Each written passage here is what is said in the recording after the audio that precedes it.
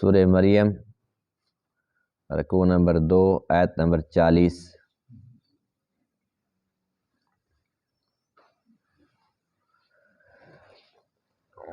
اعوذ باللہ من الشیطان الرجیم،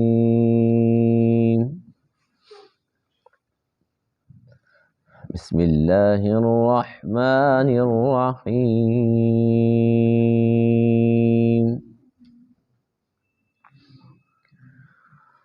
واذکر فی الکتاب ابراہیم انہ کان صدیقا نبیا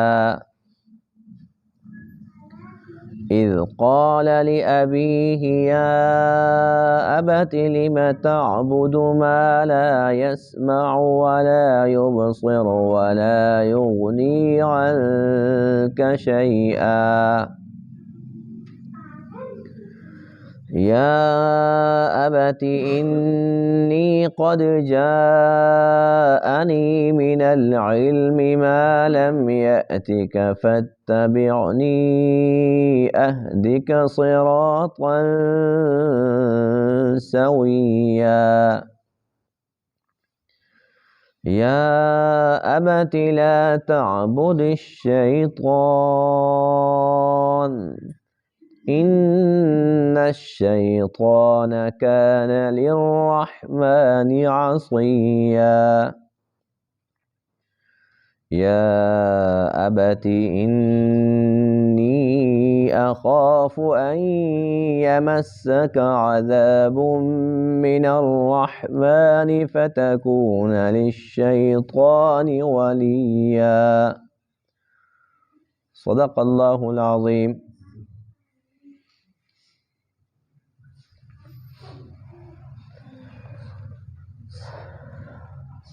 آج کے درس میں آیات کریمہ میں حضرت ابراہیم خلیل اللہ علی نبینا علیہ السلام کا تذکرہ ہے کہ کس طریقے سے آپ نے اپنے والد کو دعوت توحید دی۔ حضرت ابراہیم علیہ السلام بہت بڑے درجے والے اولو العزم پیغمبر ہیں، بہت زیادہ شان والے نبی ہیں، بلکہ ہزاروں نبیوں کے جد امجد ہیں۔ بنی اسرائیل کے جتنے بھی نبی ہیں یہ سب کے سب حضرت ابراہیم علیہ السلام کی اولاد میں سے ہیں۔ اللہ تعالیٰ نے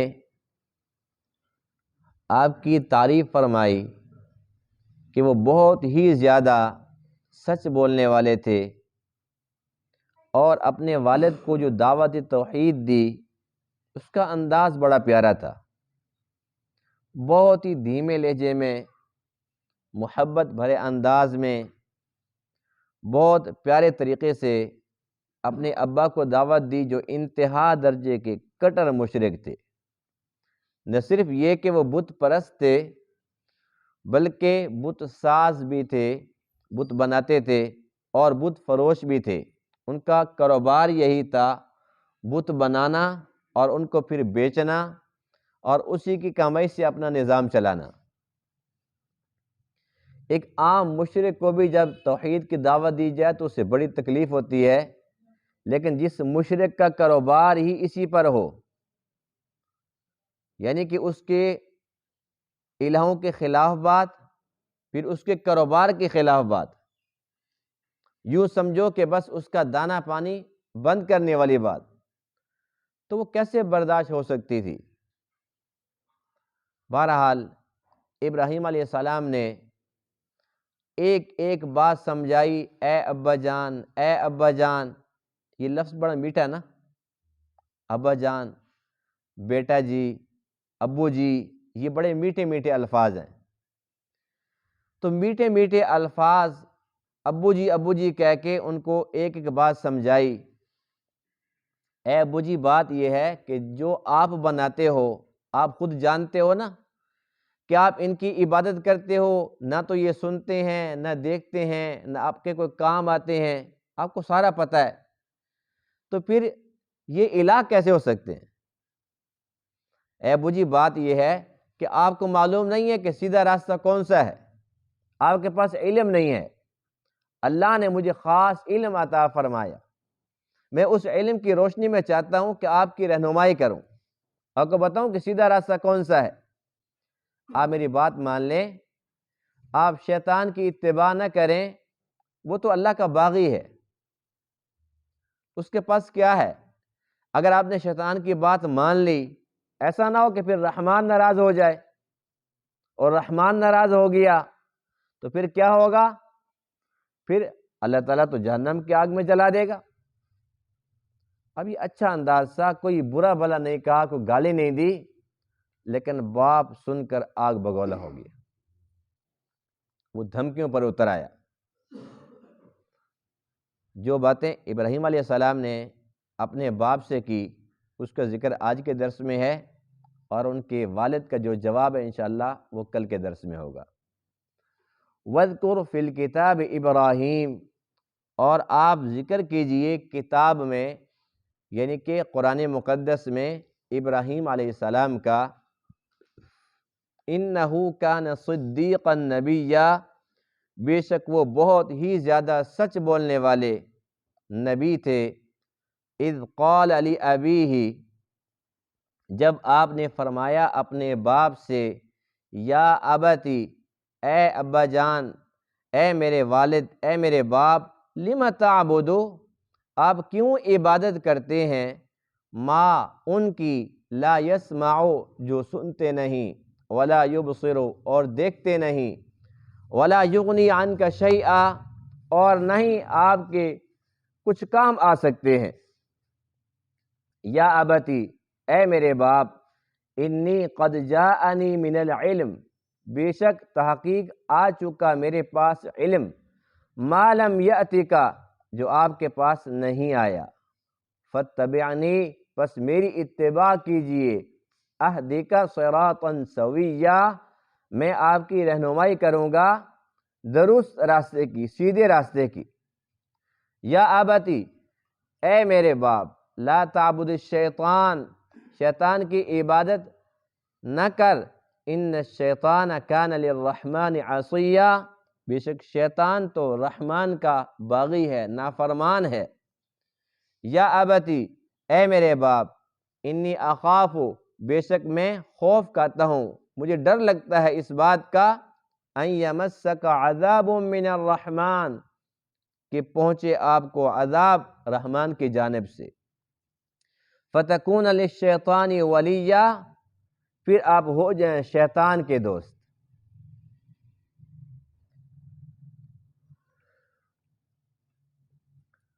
حضرت ابراہیم خلیل اللہ علیہ السلام،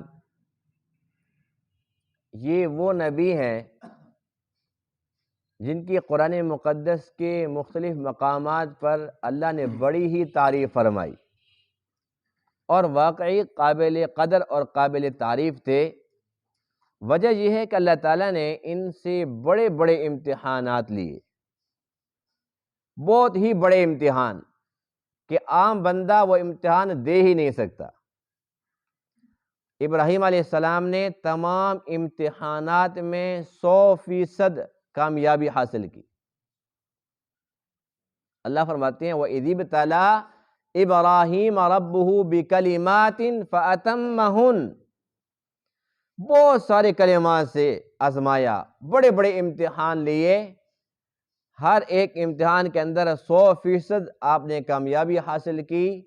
قَالَ إِنِّي جَاعِلُكَ لِلنَّاسِ إِمَامًا، پھر اللہ نے اس کے صلہ میں ارشاد فرمایا کہ اے ابراہیم، ہم آپ کو امام بنانے والے ہیں، مقتدا اور رہنما بنانے والے ہیں، آپ کا نام اتنا بلند کر دیں گے کہ لوگ آپ کے ساتھ نسبت جوڑ کے فخر کریں گے کہ ہم ابراہیمی ہیں۔ امتحانات کی تفصیل تو بڑی لمبی ہے، مختصر یہ ہے کہ آپ نے جس گھر کے اندر آنکھ کھولی، اس گھر کے اندر مورتیوں کا ڈھیر تھا، ہر طرف مورتیاں بنتی تھی، بکتی تھی، نئے نئے خدا وہاں پر آتے تھے، گھڑے جاتے تھے، اور ان کے والد کا مشغلہ بھی یہی تھا، اس ماحول کے اندر ان سے بیزاری اور اللہ کے ساتھ تعلق جوڑ لیا۔ دنیا کے بادشاہ، ایک علاقے کے نہیں پوری دنیا کے بادشاہ، نمرود کا دور تھا اور اس کے ساتھ ٹکر لے بیٹھے۔ آپ کو وطن چھوڑنا پڑا، آپ کو آگ کے اندر ڈالا گیا۔ اس کے بعد پھر اللہ تعالیٰ کی شان دیکھو، یہ چھوٹا امتحان ہے کہ آگ کے اندر ڈال رہا ہے سارا کفر اکٹھا ہو کے، اور اس ماحول کے اندر بھی جب آگ کے اندر آپ کو ڈالا جا رہا تھا، اللہ نے فرشتہ بھیجا، اور وہ فرشتہ آ کر کہتا ہے کہ اگر آپ چاہیں تو اللہ تعالیٰ نے مجھے اختیار دیے بارش کا، ابھی بارش برساؤں اور ساری کی ساری آگ ختم ہو جائے، تو میں آپ کی ہیلپ کرنے کے لیے آیا ہوں، آپ کی مدد کے لیے آیا ہوں۔ کہتے ہیں ڈوبتے کو تنکے کا سہارا۔ کوئی اور ہوتا تو کہتا جب اللہ نے خود بھیجا تو ٹھیک ہے، آفر قبول کرتے ہیں، لیکن یہ ابراہیم تھے۔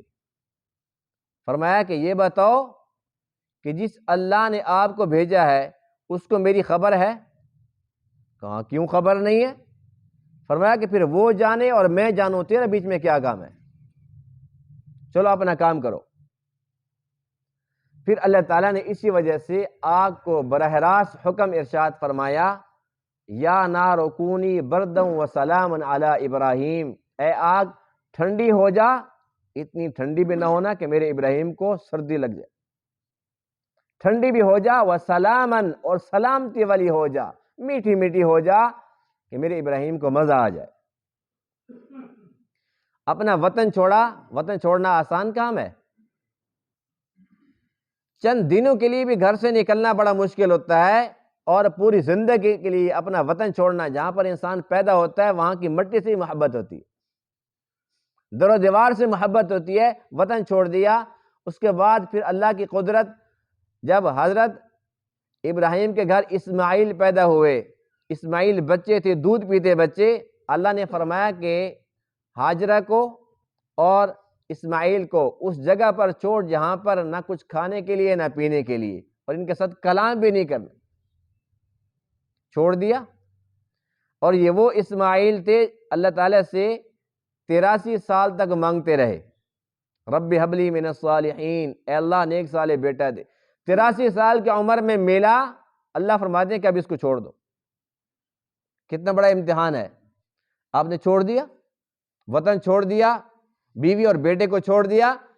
اب پھر بیٹے کو ملنے تو آتے تھے وقتاً فوقتاً، وہ پھر بچہ بڑا ہو گیا، بڑا خوبصورت تھا، بہت پیارا تھا۔ جب وہ سمجھدار ہوا، اللہ فرماتے ہیں کہ اب اس کو ذبح کرو، گلا کاٹو اس کا، اس کی قربانی چاہیے۔ کتنا بڑا امتحان ہے، کوئی عام انسان سوچ سکتا ہے، تصور کر سکتا ہے؟ جب اللہ کا حکم آیا تو آپ نے بغیر سوچے سمجھے بیٹے کو قربان کر دیا۔ وہ تو اللہ کی مرضی ہے کہ قبول نہیں کیا، اور اس کے بدلے میں جانور عطا کیا، جنت سے جانور بھیج دیا، لیکن آپ نے تو چھری چلائی۔ یہاں تک کہ اللہ فرماتے ہیں قد صدقت الرؤیا، اے ابراہیم تو نے تو خواب بھی سچ کر دکھائے۔ یعنی کہ جتنے بھی امتحان لیے گئے، ہر امتحان میں 100% کامیابی۔ پھر اللہ فرماتے ہیں کہ اے ابراہیم اب اعزاز یہ ہے، واتخذ اللہ ابراہیم خلیلا، آج اللہ تجھے اپنا خلیل بناتا ہے۔ خلیل کس کو کہتے ہیں؟ جگری دوست کو، جگری دوست کو۔ فرمایا کہ بس تو میرا جگری دوست ہو گیا ہے، گہرا دوست ہو گیا ہے، تو میرا خلیل بن گیا ہے۔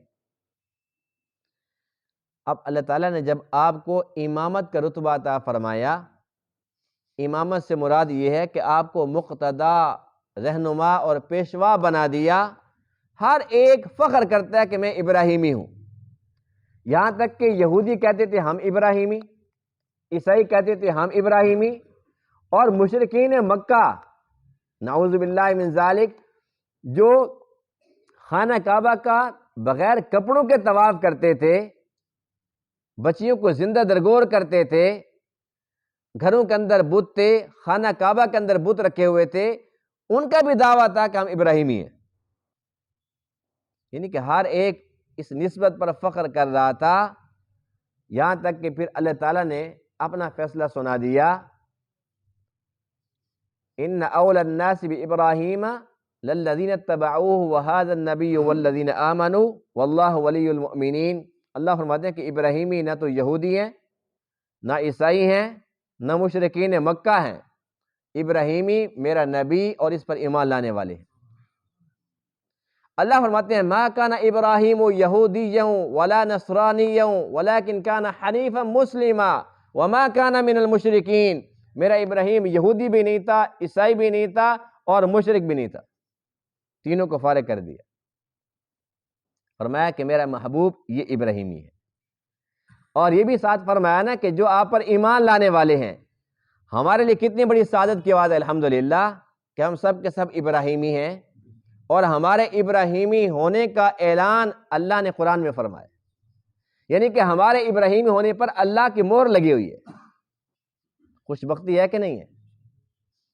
ابراہیم علیہ السلام کی سب سے پیاری ادا جو اللہ کو پسند آئی کہ آپ توحید پر سمجھوتا نہیں کرتے تھے۔ یہ توحید ہے کہ جب اللہ خود فرشتہ بھیج رہا ہے اور با اختیار فرشتہ بھیج رہا ہے، اب اس سے مدد لینا آپ کو یہ بھی گوارا نہیں ہوا کہ جس رب کے لیے مجھے آگ میں ڈالا جا رہا ہے اگر وہ خوش ہے تو میں اس پر خوش ہوں۔ یہ توحید ہے، یعنی کسی سہارے کو قبول نہیں فرمایا، کسی کی مدد قبول نہیں فرمائی، براہ راست اللہ کی مدد کے منتظر رہے۔ اللہ نے مدد فرمائی کہ نہیں فرمائی؟ یہ توحید ہے۔ ایک ہمارے ہاں توحید ہے، ہمیں جب کوئی تکلیف پہنچتی ہے، ہمارا کوئی بچہ بیمار ہو جاتا ہے، ہمارا کوئی بھائی بیمار ہو جاتا ہے، گھر میں کوئی والد والدہ، گھر کے اندر کوئی بھی بندہ بیمار ہو جاتا ہے، تو ہم کیا کرتے ہیں؟ ڈاکٹروں کے پاس جاتے ہیں، پھر حکیموں کے پاس جاتے ہیں، سارے کے سارے حربے استعمال کر کے ڈاکٹر کہتے ہیں اس کا علاج نہیں ہے، حکیم کہتے ہیں علاج نہیں ہے۔ اس کے بعد پھر کیا کرتے ہیں؟ وہ جی آپ ایسا کرو، اس کو دم کرواؤ، دم بھی کروا لیا پھر بھی ٹھیک نہیں ہوا، اس کو فلاں جگہ پر لے جاؤ، فلاں دربار میں، وہاں خاک شفا اس کو وہ چٹواؤ، وہ بھی چٹوا دی، پھر بھی آرام نہیں آیا۔ اس کے بعد نہیں، فلاں دربار پہ وہاں چشمہ ہے، وہاں اس کو نہلاؤ، وہاں کا پانی پلاؤ، وہ بھی پلا دیا۔ الغرض ہر جگہ جہاں پر ہم جا سکتے تھے ہر جگہ پہنچے، اور کوشش یہ تھی ہماری کہ اس کو وہاں سے شفا مل جائے، یہاں سے مل جائے، وہاں سے کہیں نہ کہیں سے اس کو شفا ملے۔ کرتے کہ نہیں کرتے؟ وہاں سے بھی شفا نہیں ملی، اب اس کو گھر لے کر بیٹھے ہوئے ہیں، اور پھر لوگ آ کر پوچھتے ہیں تمہارے مریض کا کیا حال ہے؟ کہتے جی بس کیا کریں جی، حال تو کوئی نہیں ہے۔ اب کہاں کا علاج چل رہا ہے، کیا کر رہے ہو؟ بس جی کہتے جی اب تو بس اللہ ہی ہے، اب تو اللہ ہی ہے جی، بس اللہ ہی کرم کرے گا۔ تو اللہ فرماتے ہیں کہ اے میرے بندو، میں سب سے آخر میں، میرا یہ درجہ ہے، یہ تمہاری توحید ہے، ہر جگہ تم ٹکریں مارتے رہے اور میرے سامنے جھکنے کے لیے سب سے آخر میں آئے۔ جبکہ اللہ فرماتے ہیں میری شان یہ ہے هو الاول والآخر والظاہر والباطن وهو بكل شيء علیم، پہلے بھی میں تھا، آخر بھی میں تھا، ظاہر بھی میں تھا اور باطن بھی میں تھا، میں سب کچھ جاننے والا ہوں، سب کچھ جانتا ہوں۔ جب اول میں تھا مجھے آخر میں کیوں لے کے ہے؟ مجھے اتنا ہلکا خیال کر لیا؟ یہ تمہاری توحید ہے۔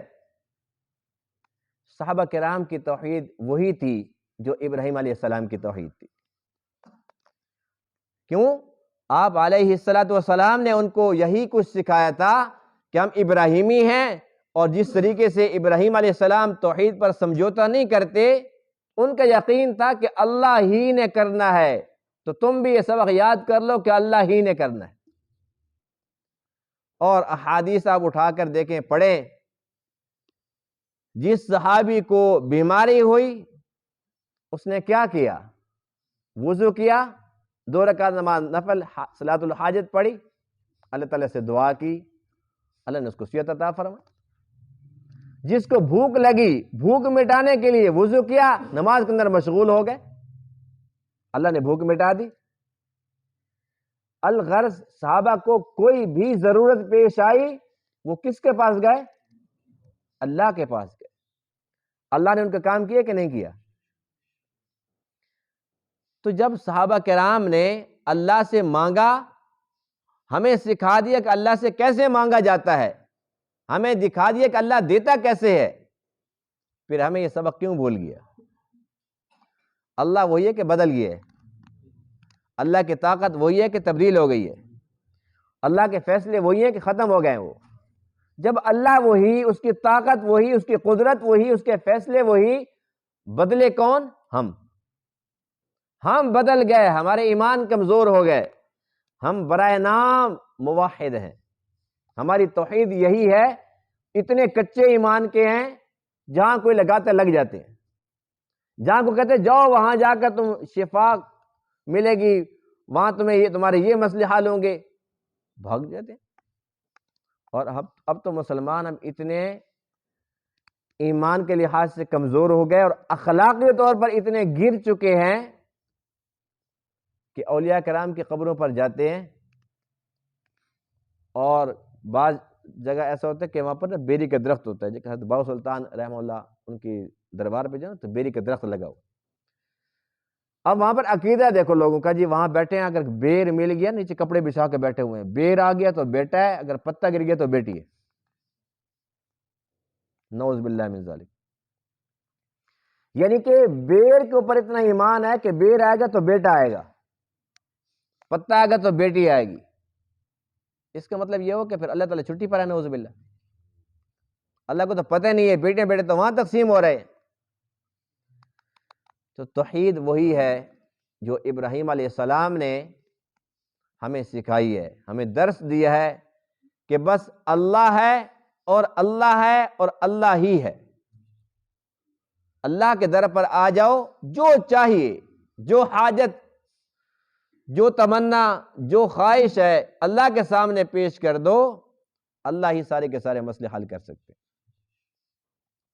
تو ابراہیم علیہ السلام اپنے والد محترم کو، جو کہ انتہا درجے کے مشرک اور بت ساز، بت فروش تھے، بڑے ادب کے ساتھ، اب یہاں سے ہمیں کیا سبق ملتا ہے کہ والد کافر ہی کیوں نہ ہو، مشرک ہی کیوں نہ ہو، اس کا احترام اپنی جگہ پر ہے۔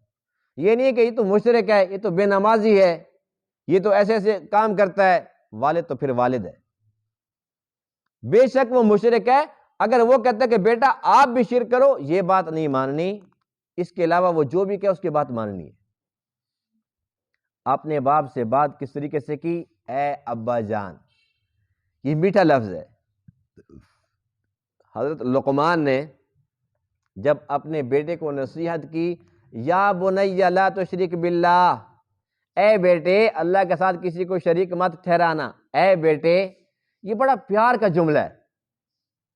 حضور علیہ السلام اپنے خادم خاص انس بن مالک رضی اللہ عنہ کو، جو کہ بچے تھے، جب ان سے کوئی بات فرماتے، یا بنیا، اے بیٹے، کتنا خوش نصیب صحابی ہے، اللہ کا نبی فرماتے ہیں اے بیٹے۔ ایک صحابی ہے مغیرہ بن شعبہ رضی اللہ تعالیٰ عنہ، حضور علیہ السلام نے صحابہ کرام کو اتنا دجال کی فتنے سے ڈرا رکھا تھا، ہر وقت ڈر کے اندر مبتلا رہتے تھے۔ مغیرہ بن شعبہ آئے، اے اللہ کے رسول، اگر دجال آ گیا تو وہ کیا کرے گا ہمارے ساتھ، ہمارا بنے گا کیا؟ بہت زیادہ پریشان تھے۔ تو اللہ کے نبی فرماتے ہیں، یا بنی لا تخف، اے بیٹے گھبرانے کی ضرورت نہیں ہے، دجال تیرا کچھ نہیں بگاڑ سکتا۔ اللہ کے نبی کو پتا تھا کہ وہ کب آئے گا، لیکن صحابہ کرام کو اتنا خبردار فرماتے کہ وہ ڈرے جا رہے تھے۔ آج ہم کتنے ڈھیٹ ہیں، کوئی ڈر خوف نہیں ہے۔ صحابہ کرام اتنے ڈر رہے تھے دجال کی فتنے سے کہ بہت بڑا فتنہ ہے۔ تو اللہ کے نبی نے کیا فرمایا؟ یا بنیا، اے بیٹے، اے بیٹے، یہ ایک پیار کا بول ہے۔ تو یہ تبلیغ کا اصول ہم یاد کر لیں، جب ہم نے اللہ کا پیغام کسی تک پہنچانا ہے تو پیار سے بولیں، اس طریقے سے بولیں ہماری زبان کے اندر مٹھاس ہو۔ بات تو حق سچ، اللہ کی بات، اس کے رسول کی بات ہے، اگر انداز غلط ہے تو اچھی بات بھی بری بن جاتی ہے۔ اگر ہمارا انداز اچھا ہے، یعنی کہ ہم نرمی کے ساتھ بات کر رہے ہیں اور دوسرے کو ادب اور احترام کے ساتھ ہم اس کے ساتھ سلوک کر رہے ہیں، تو ہماری بات وہ اچھے طریقے سے سنے گا، اس پہ اثر بھی ہوگا انشاءاللہ۔ کافر اعظم فرعون کے پاس جب اللہ نے حضرت موسیٰ کو بھیجا، حضرت ہارون کو بھیجا، تو کیا فرمایا؟ فَقُولَا لَهُ قَوْلًا لَيِّنًا، اس کے ساتھ نرمی سے بات کرنی۔ اللہ کو پتہ نہیں تھا کہ کافر اعظم ہے، اتنا بڑا فرعون، اتنا بڑا شیطان ہے وہ، فرمایا بات نرمی سے کرنا۔ یعنی کہ جب بات نرمی کے ساتھ کی جائے تو دل پر اس کا اثر ہو سکتا ہے، اگر بات سختی سے کی جائے تو اس کا کوئی رزلٹ نہیں ملتا۔ تو یہاں پر ابراہیم علیہ السلام نے جس طریقے سے تبلیغ فرمائی، یہ اصول ہمیں پلے باندھ لینا چاہیے کہ جب بھی کسی کے ساتھ ہم بات کریں تو پیار محبت کے ساتھ بات کریں۔ پھر آپ نے کیا فرمایا کہ اے میرے باپ، لِمَ تَعْبُدُ مَا لَا يَسْمَعُ وَلَا يُبْصِرُ وَلَا يُغْنِي عَنْكَ شَيْئًا، آپ اس کی کیوں عبادت کرتے ہیں جو نہ سنتے ہیں، نہ دیکھتے ہیں، نہ تمہارا کچھ کام کر سکتے ہیں۔ اللہ کی صفت ہے کہ وہ سمیع بصیر ہے، سنتا بھی ہے، دیکھتا بھی ہے، علیم بذات الصدور، دلوں کے بھیدوں سے واقف ذات ہے، تو وہ تو اللہ ہے۔ حضرت ابراہیم فرماتے ہیں کہ اے ابا جان یہ بتاؤ کہ جن کی تم پوجا کرتے ہو، جن کی تم عبادت کرتے ہو، کیا وہ سنتے بھی ہیں، دیکھتے بھی ہیں، تمہارا کچھ کام کر سکتے ہیں؟ وہ جب نہیں کر سکتے تو پھر چھوڑ دو۔ فرمایا کہ میرے پاس ایسا علم ہے جو آپ کے پاس نہیں۔ یہ کون سا علم تھا؟ اللہ کی طرف سے وحی اترتی تھی، اس سے زیادہ یقینی علم اور ہو ہی نہیں سکتا۔ فرمایا کہ تیرے پاس وہ علم نہیں ہے، فَاتَّبِعْنِي أَهْدِكَ صِرَاطًا سَوِيًّا، تو ایسا کرو کہ جو میرے پاس روشنی ہے تو تم میرے پیچھے چلو۔ آپ کے پاس روشنی نہیں ہے، جب اللہ نے مجھے دی ہے روشنی تو پھر میرے پیچھے چلو، میں آپ کی رہنمائی کرنا چاہتا ہوں۔ تو اس کا مطلب کیا ہوا کہ جس کے پاس علم ہے تو پھر اس کے پیچھے چلنا چاہیے، اور اسی سے ہم کہتے ہیں کہ ہم مقلد ہیں، ہم حنفی ہیں، امام اعظم ابو حنیفہ رحمہ اللہ کی تقلید کرتے ہیں۔ کیوں کرتے ہیں؟ حضرت ابراہیم کیا فرماتے ہیں کہ میرے پاس علم ہے، میرے پاس نور ہے، روشنی ہے، اے ابا جان تیرے پاس نہیں ہے تو میرے پیچھے چلو۔ تو ہمارا یہ دعویٰ ہے کہ ہمارے امام اعظم ابو حنیفہ رحمہ اللہ کے پاس علم ہے، نور ہے، روشنی ہے، جو ہمارے پاس نہیں ہے، ہم ان کے پیچھے چل رہے ہیں۔ اور کسی کو بڑا مان لینا، جس طریقے سے ایک سارے کے سارے کھڑے ہوتے ہیں، ایک بندے کو کہتے ہیں آپ آگے جی نماز پڑھائیں، تو وہ امام بن گیا، وہ سب کے سب اس کی اقتداء کے اندر نماز پڑھ رہے ہیں۔ اسی طریقے سے فقہ کے اندر ہمارے جو امام صاحب ہیں ہمارے امام ہیں، ہم ان کے مقتدی ہیں، ہم ان سے پوچھتے ہیں کہ نماز کیسے پڑھنی ہے، سنت کے مطابق بتائیے۔ اگر ہم نے 2 حدیثیں پڑھی ہیں، 10 پڑھی ہیں، انہوں نے ساری کی ساری احادیث پڑھ رکھی ہیں، اور شان کے اندر بہت بلند ہیں، اس لیے کہ 23 صحابہ کرام سے آپ کی ملاقات ثابت ہے۔ کتنے؟ اور 6 صحابہ براہ راست ان کے استاذ ہیں، 6 صحابہ براہ راست استاذ ہیں، یعنی صحابی بتا رہا ہے ابو حنیفہ کو کہ یہ مسئلہ یوں ہے، میں نے اللہ کے نبی سے سنا، بیچ میں کوئی اور واسطہ ہی نہیں ہے۔ ان سے زیادہ پختہ علم کس کا ہو سکتا ہے؟ اس لیے ہم ان کی تقلید کرتے ہیں، ان کی اتباع کرتے ہیں، ان کی پیروی کرتے ہیں۔ اس تقلید کا یہ مطلب، یہ مقصد ہرگز نہیں کہ ہم نے قرآن و حدیث کو چھوڑ دیا ہے اور ان کے پیچھے چل پڑے ہیں۔ اس کا مقصد یہ ہے کہ ہم نے ان سے پوچھا کہ قرآن و حدیث کی روشنی کے اندر نماز کیسے پڑھنی ہے، انہوں نے بتایا، ہم نے قرآن و حدیث کی روشنی کے اندر ہی نماز پڑھنا شروع کر دی۔ یہ نہیں کہ ان کا کوئی نیا طریقہ تھا، قرآن و حدیث کو یوں سمجھ لو کہ انہوں نے شربت بنا کے ہمیں پیش کر دیا، اس میں بے شمار چیزیں تھیں، ہمیں تو نہیں پتہ کہ انہوں نے لیمو کہاں سے لی ہے، انہوں نے چینی کہاں سے لی، مٹھاس کہاں سے آ گئی، ٹھنڈا کیسے ہو گیا، مختلف چیزیں اس کے اندر مکس کر دی، ہمیں تو بنے بنے چیز مل گئی، ہمارے لیے آسانی ہو گئی، ورنہ ہمارے لیے ایسا شربت بنانا ناممکن تھا۔ حضرت ابراہیم کیا فرماتے ہیں؟ ابا جان آپ میرے پیچھے چلیں، میں آپ کو سیدھا راستہ دکھاؤں گا۔ دوسری بات یہ ہے لا تعبد الشیطان، آپ شیطان کی عبادت نہ کریں۔ جب انسان اللہ کو چھوڑ دیتا ہے، رحمان کو چھوڑ دیتا ہے، تو پھر وہ شیطان کے راستے پر چل پڑتا ہے، اس لیے کہ یا تو رحمان کا راستہ یا شیطان کا راستہ ہے۔ تو آپ نے کیا فرمایا؟ شیطان تو رحمان کا نافرمان ہے، اگر آپ نے شیطان کی پیروی کر لی تو پھر جس طریقے سے وہ رحمان کا نافرمان، اس طریقے سے آپ بھی نافرمان ہو جائیں گے، اور پھر آپ کیا ہو جائیں گے؟ رحمان سے دور ہو جائیں گے اور شیطان کے دوست بن جائیں گے۔ تو میں یہ چاہتا ہوں کہ شیطان چونکہ ہمارا دشمن ہے، ہم اس کو دشمن سمجھیں اور ہم اس سے دور ہو جائیں۔